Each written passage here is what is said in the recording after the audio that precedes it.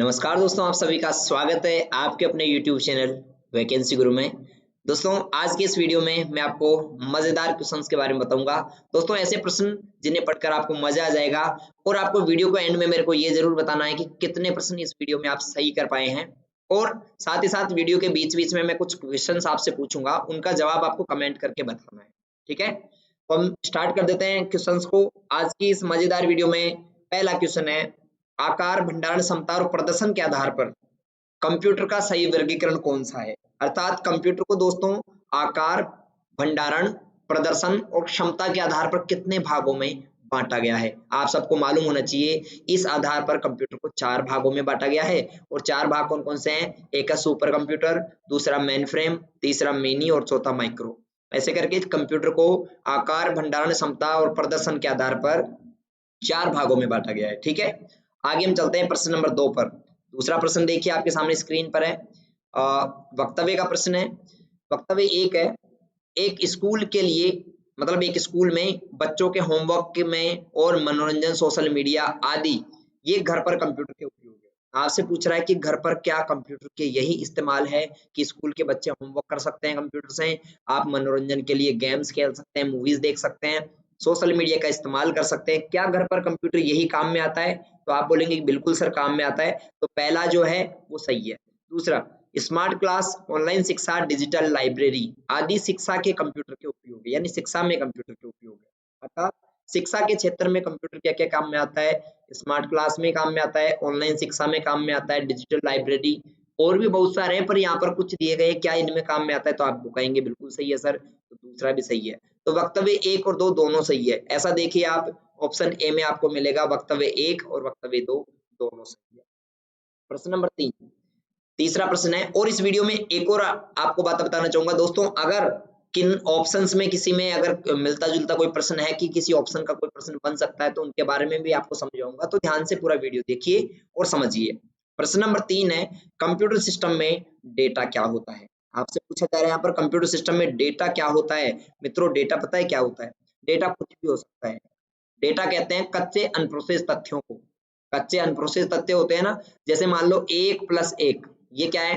Data है, अभी तक इन पर प्रोसेसिंग नहीं हुई है। जब प्रोसेसिंग हो जाएगी तो ये 2 बन जाएगा, और 2 बन गया तो 2 तो सूचना बन गई। तो ये क्या था? ये डेटा है, इसे हम डेटा कहेंगे। ये बात आपको याद रखना है। ठीक है, डेटा और सूचना में ये अंतर है। तो हम बात करते हैं कंप्यूटर सिस्टम में डेटा क्या है। दोस्तों, डेटा इसमें इसमें क्या होता है? टेक्स्ट होता है, नंबर होते हैं, इमेज या साउंड जैसे कच्चे और अनप्रोसेस तथ्य शामिल होते हैं। इसी को हम डेटा कहते हैं। ठीक है, क्या डेटा कीबोर्ड माउस को कहते हैं? आप बोलोगे सर नहीं, ये तो हार्डवेयर है। ये तो हार्डवेयर है ना, कीबोर्ड माउस वगैरह। और इसमें प्रोसेसर और मुख्य द्वितीय मेमोरी होती है, पावर सप्लाई, ये भी नहीं, ये भी हार्डवेयर है। प्रोग्राम का एक सेट नहीं, प्रोग्राम का एक सेट तो सॉफ्टवेयर कहलाता है। तो यहाँ पर सही जवाब रहेगा ऑप्शन सी। चौथा प्रश्न देखिए, कौन सा प्रिंटर दस्तावेज यानी डॉक्यूमेंट या छवि को प्रिंट करने के लिए प्रिंटर सिर से यानी उसके हेड से, जो उसका सिर होता है उससे स्याही को स्प्रे करता है। यहाँ पर ये जो सही है ना, ये इसका मतलब है स्याही। स्याही को क्या करता है? स्प्रे करके प्रिंट करता है, छिड़क कर प्रिंट करता है। मित्रों, ऐसा प्रिंटर जो स्याही को स्प्रे करके प्रिंट करेगा, उसके अंदर उस प्रिंटर में इंक डलती होगी, ये सोचिए आप, क्योंकि इंक तो स्प्रे होगी।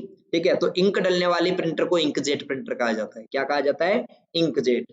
ठीक है, बाकी जो लेजर प्रिंटर है, इनमें क्या होता है? लेजर प्रिंटर में मित्रों, इनमें पाउडर डलता है, सूखा पाउडर। अब सूखे पाउडर को क्या आप स्प्रे करके कहीं पे छिड़क के चिपका सकते हो क्या? नहीं ना। तो यहाँ पर इंक में तो क्या होता है? आप स्प्रे करके चिपका सकते हो। तो इसका सही जवाब ऑप्शन ए रहेगा। अगला 5वां देखिए, हम कंप्यूटर सिस्टम में कैश मेमोरी का उपयोग क्यों करते हैं? आपको बताना चाहूंगा दोस्तों, मेमोरी के प्रकार में पहले प्राइमरी और सेकेंडरी ही मेमोरी होती थी। आजकल एक नई मेमोरी आ गई, उसका नाम है कैश मेमोरी। कैश मेमोरी क्या करती है? एक तो इसकी स्पीड बहुत अधिक होती है, मतलब फास्ट होती है, और दूसरा ये डेटा को एक्सेस करने में कम से कम टाइम लगाती है। ठीक है, तो ये बात आपको ध्यान रखनी है, और ये महंगी भी काफी होती है। ठीक है, तो आपको एक देखना है कि कैश मेमोरी क्या है, कैश मेमोरी यूज क्यों करते हैं। यह डेटा भंडारण के लिए ऑप्टिकल और चुंबकीय तंत्र का इस्तेमाल करती है। गलत, ऑप्टिकल और चुंबकीय नहीं करती है, तो सेकेंडरी स्टोरेज करता है। दूसरा, इसमें मुख्य मेमोरी की तुलना में कम एक्सेस समय होता है। बिल्कुल सही है, यानी कि जो मेन मेमोरी होती है उससे कम समय में ही ये क्या करती है? डेटा को एक्सेस कर लेती है। तीसरा, इसमें द्वितीयक मेमोरी की तुलना में कम कुछ बनाना की जो है क्षमता होती है, ये भी गलत है। और चौथा, ये स्थायी रूप से डेटा संग्रहित करती है। गलत है, ये भी अस्थायी मेमोरी होती है। यानी ये भी डेटा को अस्थायी रूप से कुछ समय के लिए सेव रखती है, फिर बाद में डिलीट कर देती है। छठा प्रश्न देखिए, डीपीआई का पूरा नाम क्या है? मित्रों डीपीआई का पूरा नाम होता है डॉट्स प्रति इंच, है ना। अब डीपीआई होता क्या है ये ध्यान से सुनो। डीपीआई में प्रिंटर की गति को मापा जाता है, ठीक है। प्रिंटर की गति की जो गुणवत्ता होती है ना, उसको डॉट्स पर इंच में मापा जाता है। एक प्रिंटर की जो गुणवत्ता होती है ना, उसकी स्पीड जो होती है, उसको किस में मापा जाता है मित्रों? डीपीआई में, डॉट पर इंच में, ठीक है। कुछ विद्यार्थियों के कमेंट्स थे आज, जैसा कि मैंने देखा कि सर हमें तो कुछ भी नहीं आ रहा, अभी तक हमने कुछ भी पढ़ा नहीं है, एक भी किताब हमने नहीं पढ़ी और उनमें से कुछ क्वेश्चन हम कैसे याद करें। तो उनको मैं एक बात बताना चाहूंगा, आप सभी ध्यान से सुने कि अगर आपने बिल्कुल भी नहीं पढ़ा है तो कोई बात नहीं, आप रेगुलर वीडियोस देखिए वैकेंसी गुरु यूट्यूब चैनल से। और सेकंड नंबर पे आपको लाइव क्लास डेली लेनी है, लाइव क्लास मत भूला करो, शाम को 7 बजे जो भी लाइव क्लास चल रही है ये आप रेगुलर लिया करो। और तीसरा तीसरा आपको मोबाइल ऐप वैकेंसी गुरु डाउनलोड करनी है प्ले स्टोर से, और ये डाउनलोड करने के बाद आपको ऑनलाइन टेस्ट देकर देखना है। यहाँ पर ऑनलाइन टेस्ट दो, आपकी तैयारी का आपको मालूम चलेगा। 35 क्वेश्चन के टेस्ट है, फ्री में आपको प्रोवाइड करवाए जा रहे हैं, आपकी तैयारी का आपको मालूम चल जाएगा, ठीक है, कैसी क्या है। साथ में देखिए, यदि कई ऐप या प्रोग्राम खोले जाते हैं, आपके कंप्यूटर में बहुत सारे ऐप या प्रोग्राम चल रहे हैं, तो आपको विंडोज 10 में खोले गए ऐप्स के बीच स्विच करने के लिए, यानी एक ऐप से दूसरे ऐप पर जाने के लिए कौन से बटन का आप इस्तेमाल करोगे? दोस्तों इसके लिए आप टास्क व्यू, एक बटन होता है टास्क व्यू, इसका इस्तेमाल आप करोगे, ठीक है। एक कोर्टाना इसमें है। कोर्टाना क्या होता है? कोर्टाना जैसे अपने मोबाइल फोन में अपना होता है गूगल असिस्टेंट, मोबाइल फोन में होता है ना गूगल असिस्टेंट, जिसका यूज करके हम क्या कर सकते हैं, कुछ भी सर्च कर सकते हैं बोल के। वैसे ही कंप्यूटर में कोर्टाना एक पर्सनल असिस्टेंट होता है जिसमें बोल के सर्च किया जा सकता है। विंडोज स्टोर से आप मोबाइल ऐप या कंप्यूटर के ऐप्स इंस्टॉल कर सकते हो। माइक्रोसॉफ्ट एज एक ब्राउजर होता है जिसमें इंटरनेट चला सकते हैं, जैसे गूगल क्रोम होता है, इसी प्रकार। आठवां देखिए, इंटरनेट की इकाई को मापने के लिए सही विकल्प है। आपको मैंने पहले भी बता दिया ये प्रश्न। इंटरनेट की गति को मापने के लिए सही विकल्प होता है बीपीएस, केबीपीएस, एमबीपीएस, ठीक है, या जीबीपीएस, कुछ भी हो सकता है, उपरोक्त सभी इसका सही जवाब रहेगा, ठीक है ना। बीपीएस का पूरा नाम यहाँ पर होता है बिट्स प्रति सेकंड, बिट्स पर सेकंड, और इसमें किलोबिट्स पर सेकंड, मेगाबिट्स पर सेकंड और गीगाबिट्स पर सेकंड। आगे चलते हैं, क्यूआर कोड का अर्थ क्या है? बिल्कुल इजी सा प्रश्न है, ये पहले भी आपके आ चुका है, पर ध्यान से इसका जवाब आप लोगों को खुद को कमेंट करके देना है। मैं इसका जवाब आपको नहीं बता रहा। क्यूआर कोड क्या है? मैंने पहले भी वीडियो में ये क्वेश्चन आपको बता दिया है, ठीक है। क्यूआर कोड का अर्थ क्या है? 4 ऑप्शंस आपके सामने, कमेंट करके जवाब जरूर देना। 10वां, निम्न में से मोबाइल वॉलेट के सही उदाहरण का चयन करें। इनमें से कौन सा एक मोबाइल वॉलेट का उदाहरण है? दोस्तों मोबाइल वॉलेट क्या होता है? एक ऐसा वॉलेट जो मोबाइल में होता है जिससे हम पैसे भेज सकते हैं और प्राप्त कर सकते हैं, मोबाइल वॉलेट कहलाता है। तो देखिए, मोबाइल वॉलेट जो है इसमें वो है पेटीएम, फ्रीचार्ज और फोन पे, ये तीनों क्या है? मोबाइल वॉलेट है। बाकी मोबाइल वॉलेट ये थोड़ी है उपयोगकर्ता आईडी, पासवर्ड, ओटीपी, ये नहीं है। दूसरा debit card, credit card, net banking, ये भी नहीं है। गूगल ड्राइव, पेन ड्राइव, राज वॉलेट, ये भी नहीं है। ये क्या है? पेटीएम, फ्रीचार्ज और फोन पे, ये तीनों क्या है? ये तीनों मोबाइल वॉलेट के उदाहरण है। एमओओसी क्या है? मित्रों एमओओसी ऑनलाइन शिक्षा का पोर्टल है, ऑनलाइन एजुकेशन का, ठीक है ना। ऑनलाइन एजुकेशन का पोर्टल है जहां पर उडासिटी और एडेक्स आदि जो है अलग अलग प्रकार की सेवाएं यहाँ पर आपको मिलती हैं, तो यहाँ इनका आप इस्तेमाल कर सकते हो। तो ये एक ऑनलाइन शिक्षा का पोर्टल है, ऑप्शन सी इसका सही जवाब है, ठीक है। आगे 12वां प्रश्न देखिए, हम किसी जॉब की तलाश में सर्च करना चाहते हैं। अगर आपको कोई नौकरी चाहिए, क्या चाहिए अपने को? नौकरी चाहिए, तो हम कौन सी वेबसाइट पर जाएंगे नौकरी प्राप्त करने के लिए, नौकरी ढूंढने के लिए? दोस्तों हम जाएंगे monster.com, ठीक है। monster.com के अलावा naukri.com, ठीक है, naukri.com, ये भी एक timesjob.com, टाइम्स जॉब, ठीक है। तो नौकरी खोजने के काम में आने वाली वेबसाइट्स के नाम हैं। 13वां प्रश्न देखिए, एसएसओ का पूरा नाम क्या है? आप सबको आना चाहिए, सबको बिल्कुल आना चाहिए, बहुत इजी सा प्रश्न है। एसएसओ का पूरा नाम दोस्तों होता है single sign on, okay, single sign on. तो यहाँ पर single sign on option B में अपने को दिख रहा है, तो ये इसका सही जवाब रहेगा। और ऐसे प्रश्न बहुत बार एग्जाम में पूछे जा चुके हैं और इस बार भी एग्जाम में आ सकता है, आपको ध्यान से पढ़ना है एसएसओ के बारे में। एमएस वर्ड 2010 के रिबन में सही टैब का चयन करो। एमएस वर्ड के जो रिबन में होता है ना, एमएस वर्ड का रिबन, यानी आप एमएस वर्ड आप चलाते हो ना, यहाँ पर ऊपर आपके टैब लिखे होते हैं, यानी यहाँ पर लिखा होता है होम, उसके बाद लिखा होता है इंसर्ट। तो इनमें से कौन से टेब है, देखो यहाँ पर दिए गए home, insert, page layout, reference, ये बिल्कुल सही है। दूसरा बुलेट लिस्ट, ये टेब नहीं है, ये भी टेब नहीं है, तो इसका सही जवाब रहेगा option A home, insert, page layout, reference. अगर आपने प्रैक्टिस की होगी ना एमएस वर्ड की तो आपको मालूम होना चाहिए। 15वां, खालिस्तान एमएस वर्ड 2010 के साथ बनाई गई फाइल का डिफॉल्ट नेम है। एमएस वर्ड 2010 के साथ बनाई गई फाइल का डिफॉल्ट नेम क्या है? अपने आप वो किस नाम से सेव होती है दोस्तों? वो अपने आप होती है डॉक्यूमेंट 1 के नाम से सेव, क्योंकि एमएस वर्ड में बनने वाली फाइल को डॉक्यूमेंट कहा जाता है। 16वां प्रश्न, छात्र को अपनी शुल्क ऑनलाइन जमा कराने के लिए कौन सा विकल्प उपयुक्त है? इसका जवाब आप कमेंट करके मुझे देंगे 16वें में क्या जवाब रहेगा। आपको ए बी सी डी ऐसे जवाब नहीं देना, आपको जवाब देना है जैसे डेबिट कार्ड, आधार कार्ड, परिवार कार्ड या राशन कार्ड। ठीक है, तो एनालिसिस हम कर पाएंगे कि क्या आपका आंसर आ रहा है।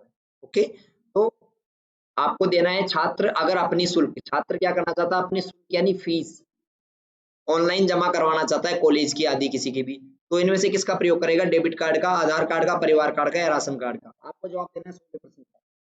17वां देखिए, एमएस एक्सेल 2010 में बार चार्ट और कॉलम चार्ट के बारे में उपयुक्त विकल्प कौन सा है? दोस्तों बार और कॉलम चार्ट के बारे में ध्यान से समझो। एमएस एक्सेल में चार्ट बनते हैं, चार्ट एंड ग्राफ है ना, तो ये तो आपका है कॉलम चार्ट, ये कॉलम है ना, इसमें आपको कॉलम दिख रहे हैं सीधे, और एक बार चार्ट होता है इस प्रकार वाला, ये भी ऐसा ही होता है पर ये इस प्रकार से डेटा बनाता है। ठीक है, तो इन दोनों में अंतर क्या है? आपका जो कॉलम चार्ट है इसमें आपकी जो लाइनें हैं, मतलब जो सलाखें आपको दिख रही है वो सीधी दिखाई दे रही है, नहीं वर्टिकल, इसको हम वर्टिकल कहते हैं। ठीक है, और ये आपको हॉरिजॉन्टल दिखा रहा है ना।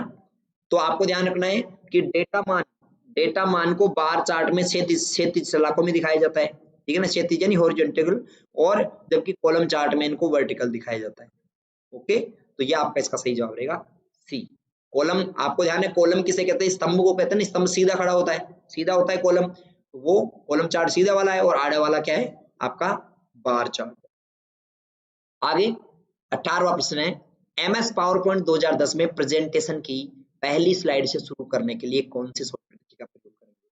आप एमएस पावर पॉइंट में यानी पीपीटी में, ठीक है, पावर पॉइंट में आप क्या करना चाहते हैं? प्रेजेंटेशन को पहली स्लाइड से शुरू करना चाहते हैं, फर्स्ट स्लाइड से प्रेजेंटेशन चलाना चाहते हैं, तो आप F5 बटन दबाएंगे।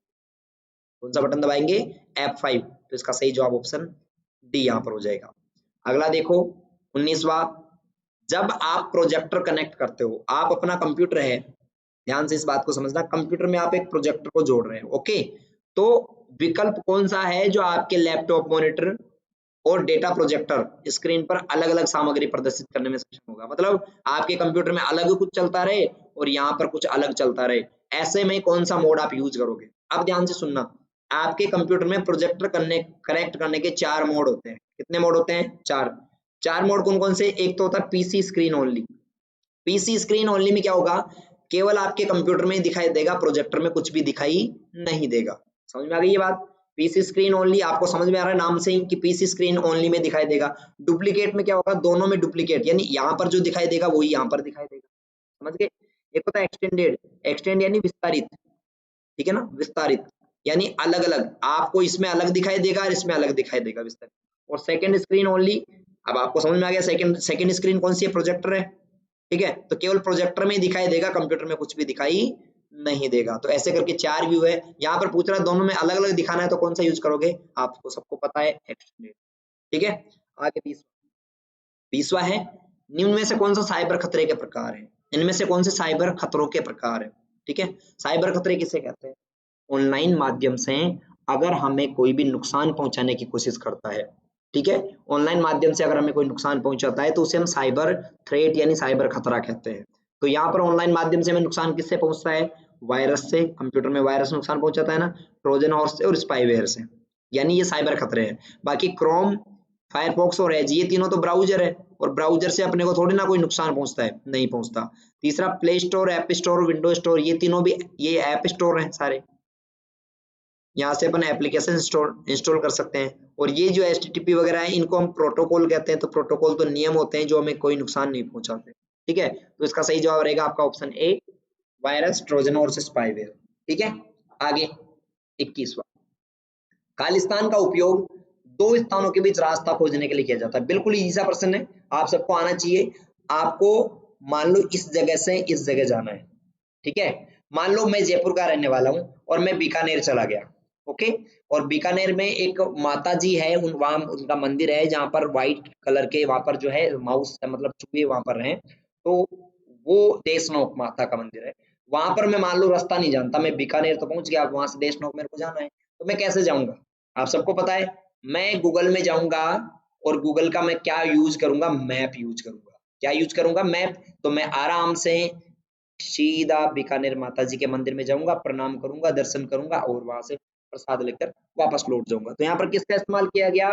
गूगल मैप का। तो ये आपको बात समझ में आ गई होंगी कि गूगल मैप दो स्थानों के बीच रास्ता खोजने के काम में आता है। अब एक शेयर इट ऑप्शन है, आप पूछेंगे सर शेयर इट क्या होता है? शेयर इट होता है दो, अगर आपका मोबाइल फोन है आपके पास और दूसरा मोबाइल फोन है, उसमें से आपको कोई भी फाइल ट्रांसफर करनी है कर लो। राजस्थान संपर्क क्या है? राजस्थान संपर्क पर आपको कोई भी सरकारी सेवाओं से संबंधित, यानी जैसे मान लो कोई भी सरकारी सुविधा में आपको बाधा आ रही है, आपका कोई काम नहीं हो पा रहा, ठीक है, या फिर आपने वहां पर काम के लिए अर्जी की और हो नहीं रहा, तो आप शिकायत कर सकते हो राजस्थान संपर्क पर 181 टोल फ्री नंबर पर कॉल करके। और एक ई मित्र, ई मित्र तो आप सभी जानते ही हो, ठीक है। आगे 22वां प्रश्न, HTTPS में अक्सर एस का तात्पर्य क्या है? HTTPS में एस का मतलब क्या होता है? दोस्तों HTTPS के अंदर एस का मतलब होता है सिक्योर, ठीक है। सिक्योर यानी हिंदी में क्या कह सकते हैं? सुरक्षित। ओके, ये बात आपको ध्यान रखनी है। आपको कमेंट करके मुझे ये बताना है, एक कमेंट आपको करनी है और एक प्रश्न का जवाब देना। मैं आपसे पूछ रहा हूं यहाँ पर ई मित्र, ई मित्र जो है यहाँ पर ई मित्र का पूरा नाम क्या होता है? ठीक है, ई मित्र का फुल फॉर्म क्या होता है, ये आपको कमेंट करके बताना है। 23वां प्रश्न है, MS एक्सेल 2010 में पार्ट स्ट्रिंग की लंबाई ज्ञात करने के लिए, यानी एक्सेल में, एक्सेल है, एक्सेल में आपको लेंथ ज्ञात करनी है। लंबाई को अंग्रेजी में क्या कहते हैं? ठीक है, लेंथ कहते हैं। क्या कहते हैं? लेंथ। तो लंबाई मापनी है तो आप किसका यूज करेंगे? लेंथ। और लेंथ को शॉर्ट में लेन कहते हैं, लेन, LEN। तो यहाँ पर लेन फंक्शन का इस्तेमाल करेंगे, ठीक है, ध्यान रखना। लेन, LEN, इसमें किसी भी टेक्स्ट की लंबाई, लंबाई कैसे? जैसे यहाँ पर लिखा हुआ है राम, है ना, राम में यहाँ लिख देता हूँ राम। अब आपको इसमें ये गिनना है कि इसमें कितने अक्षर हैं, तो ये तो छोटा ही आपको पता लग जाएगा फटाफट से, 3 अक्षर है। पर अगर बहुत बड़ा टेक्स्ट हो तो उसको मापने के लिए हम लेन फंक्शन लगाते हैं, ठीक है, ये बात याद रखना। 24वां, खालिस्तान फाइल एक्सटेंशन वाली फाइल को जीमेल का उपयोग करके नहीं भेजा जा सकता। ये प्रश्न मैंने पहले बता दिया। .exe वाली जो फाइल है ना, इसको हम नहीं भेज सकते। .exe की वाली जो फाइल होती है ना कोई भी एक्सटेंशन की, उसको हम ईमेल के साथ नहीं भेज सकते, ठीक है। कल एक विद्यार्थी का कमेंट था, वो मैंने पढ़ा, वो पूछना चाह रहे थे कि क्या सर हम नोट्स लिखें आपकी वीडियो से देखकर? तो मैं आपको कहना चाहूंगा डियर, आपको कोई भी नोट्स वगैरह लिखने की आवश्यकता नहीं है। अगर आपको ये क्वेश्चंस लिखित में चाहिए तो आप वैकेंसी गुरु मोबाइल ऐप प्ले स्टोर से डाउनलोड कर लो, ठीक है। और वहां पर आपको सभी प्रकार के महत्वपूर्ण प्रश्न मिल जाएंगे, ऑनलाइन टेस्ट आपको फ्री में मिलेंगे, ये सब चीजें आप यहीं से पढ़ सकते हो। मोबाइल ऐप डाउनलोड कर लो या फिर गूगल में सर्च कर लो वैकेंसी गुरु, ठीक है, यहाँ से भी ऑनलाइन अगर आपको ऐप इंस्टॉल करनी है तो आप प्ले स्टोर से जाके देख ही सकते हो। आगे चलते हैं अपन अगले प्रश्न पे। अगला प्रश्न है अपना 25वां, निम्न में से कौन सा सबसे मजबूत पासवर्ड है? सबसे मजबूत पासवर्ड, दोस्तों मजबूत पासवर्ड का मतलब होता है कि उस पासवर्ड में कुछ नियम है, ये चीजें होनी चाहिए। जैसे कम से कम एक उसमें क्या होना चाहिए? अपर केस यानी बड़ा अक्षर होना चाहिए, ठीक है। कम से कम एक उसमें लोअर केस होना चाहिए, छोटा अक्षर होना चाहिए। कम से कम एक उसमें क्या होना चाहिए? कम से कम एक उसमें स्पेशल कैरेक्टर होना चाहिए, स्पेशल कैरेक्टर यानी विशेष चिन्ह होना चाहिए। कम से कम उसमें एक नंबर होना चाहिए, ये इसकी कुछ विशेषताएं। पांचवा, उसमें कम से कम 8 से लेकर 13 अक्षरों के बीच का इतने अक्षर उसमें होने चाहिए। अगर ये सारी चीजें किसी में हैं तो वो एक मजबूत पासवर्ड है। तो यहाँ देखो, इसमें देखो नंबर भी है, बड़ा अक्षर भी है, छोटा भी है, विशेष चिन्ह भी है, यानी ये मजबूत पासवर्ड है। इसमें देखो विशेष चिन्ह नहीं है, इसमें विशेष चिन्ह नहीं है, इसमें भी नहीं है, तो ये तीनों मजबूत पासवर्ड के निशान नहीं है और मजबूत पासवर्ड यहाँ पर ऑप्शन ए रहेगा। ये ध्यान रखना है आपको, ये कुछ नियम है, अगर ये आपको मिल जाते हैं कहीं पे तो वो मजबूत पासवर्ड है। 26वां, लोकप्रिय रूप से ईमेल प्रयोजन के लिए उपयोग किया जाता है। लोकप्रिय रूप से अगर ईमेल आपको यूज करना है तो आउटलुक, MS आउटलुक का आप इस्तेमाल करते हैं। अब आप तो जीमेल का यूज करते हो मोस्टली, ठीक है ना, जीमेल आजकल ऐप आ गया। पर माइक्रोसॉफ्ट कंपनी का जो हम कंप्यूटर में यूज करते हैं वहां पर हम ऑफलाइन के लिए एक ऐप आता है MS आउटलुक, इसका इस्तेमाल करते हैं। ओके, अपने फोन के लिए भी ऐप आता है MS आउटलुक, जीमेल के लिए काम में आता है।